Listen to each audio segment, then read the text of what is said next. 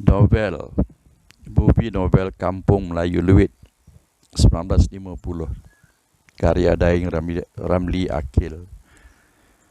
Novel ini atau bentuknya campuran skrip movie atau filem dengan novel. Dipersembahkan dalam bentuk campuran itu, dan isinya berkait dengan hal pengalaman Mat Akil bin Lela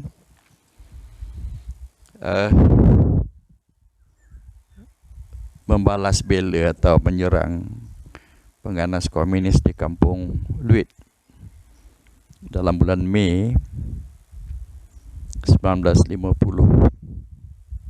Dan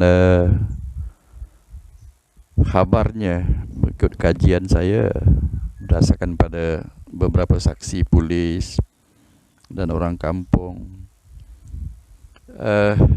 Tuan Mat Akil telah bergabung dengan abangnya Tuan Mat Aleh dan seorang lagi Tuan Bahaman Tompat dalam satu malam menyerang pengganas komunis dan kuncu atau penyokong komunis itu sekitar 800 lebih terbunuh pada malam itu. Dan mayat mereka dibuang ke dalam sungai Luit. Sebahagian besar lagi mati dalam rumah dan kedai mereka yang dibakar. Ada puluhan buah rumah dan kedai dibakar oleh 3 orang pejuang ini. Sebelum itu, bapa mertua Tuan Mat Akil, iaitu Tok Ki Latif, telah disembelih oleh komunis, dan juga 2 orang lagi, Bahudin menantu Tok Ki Latif dan adik Bahudin Hitam, sesudah didakwa bersalah kerana dianggap musuh kepada negara yang kononnya dimiliki oleh pengganas komunis yang waktu itu, mengikut saksi seorang polis, Wan Hasan bercerita kepada saya, dia melihat sendiri waktu sampai di Kampung Luit itu, Abdullah Sidi baru sahaja mengerat atau menyembelih ketiga-tiga orang yang terikat pada pokok, dan parang yang digunakan pakai untuk menyembelih itu berdarah. Dan Wan Hasan melihat sendiri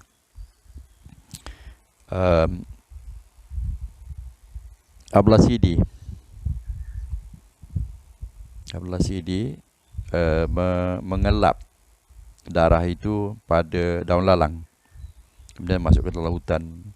Polis menembak mereka, tapi Abdullah Sidi memang katanya terselamatlah. Peluru yang dilepaskan oleh pihak polis itu pergi ke kiri kanan. Dalam cerita ini awalnya Cikgu Ali yang mengajar di sekolah kebangsaan Luit telah dibunuh oleh komunis, diserang di rumahnya, dan dia tertak dengan pedang kepala, dada, leher, matilah sini. Dalam novel ini pengarang telah menerapkan kisah pendatang imigran Cina yang sesudah mengetahui di Ulu Luit khususnya ada banyak emas, mereka melombong di situ. Dan ini memang rekod ini ada dalam buku sejarah Cina purba, dan saya membaca terjemahannya, memang ada diceritakan tentang galian itu di situ, dan mereka telah membeli dengan emas. Sekitar tahun 50-an 800 lebih penduduk di Luit terdiri daripada orang Cina, manakala orang Melayu sekitar 400 lebih. 800 lebih telah dalam bentuk sengaja telah mula imigran, ya.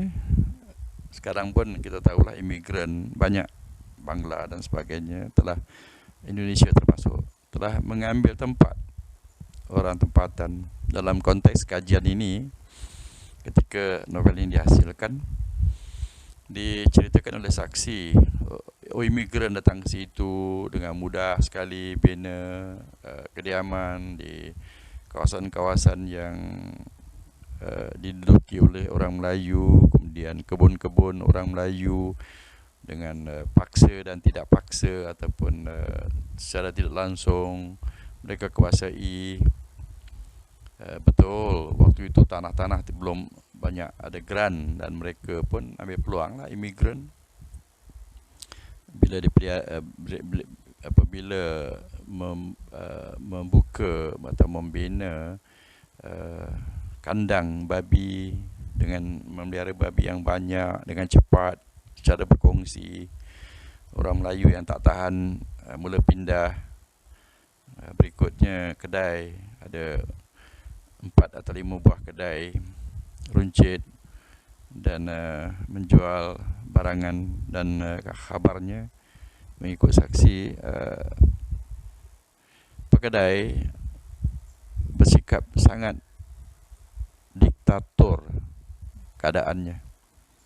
Jadi itulah yang berlaku sekitar tahun 50-an dengan bantuan komunis yang ada di dalam hutan dan kerap datang ke situ, malah turut menubuhkan Parti Komunis Malaya, cawangan Parti Komunis Malaya di Luit, dan sepupu Mak Akil sendiri, tak perlu sebut nama lah, telah menjadi setiausaha parti itu.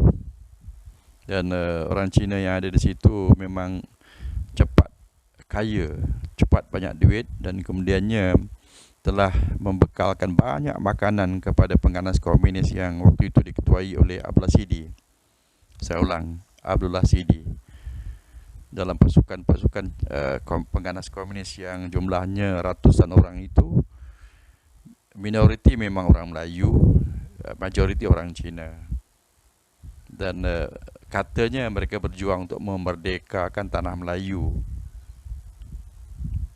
Dan mereka lupa, macam Abdullah Sidi sendiri lupa, bahawa fahaman komunis yang dijadikan sebagai suatu perjuangan itu sebenarnya fahaman yang menolak Tuhan, apatah lagi Allah. Walaupun mereka solat dan sebagainya, tapi dalam konteks meminjam atau memakai atau memperjuang komunisme itu sendiri sudah sebenarnya secara halus syirik, menolak Tuhan termasuk Allah, syirik lah. Hal ini yang saya tekankan dalam konteks benar apa yang dilakukan oleh Tuan Mat Akil, Tuan Mat Alih, dan Tuan Bahaman Tompat itu,